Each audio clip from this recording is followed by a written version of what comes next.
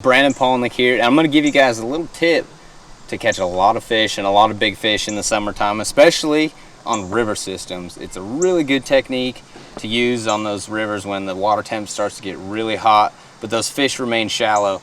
And what I do is I call it speed cranking, and it's really important to have the right setup for this to increase your hookup ratio and your landing percentages. One way to do that is you want to make sure that whatever crankbait you're throwing is running perfectly straight, because you're going to be fishing this bait so fast that you need it to run perfectly straight, or else it's going to want to blow out or it's going to deflect too far off the cover. And one way that I combat that is I throw this Stormarashi Square 3, and you can see how that line tie moves a little bit. Well, that's called a self-tuning line tie, and what that does is that keeps this bait on track and true the entire way back to the boat, no matter how fast or how slow you fish it. So it's extremely important to be able to have that. The other thing I like is a circuit board lip. That thinner design, it's going to allow this bait to start at slower speeds, but also it runs true at higher speeds. It keeps that bait nice and straight and true.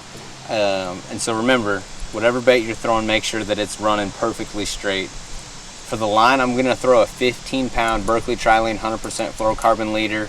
That's going to allow this bait to run down into that 3-foot zone, where I'm mostly going to be targeting these fish on that speed cranking.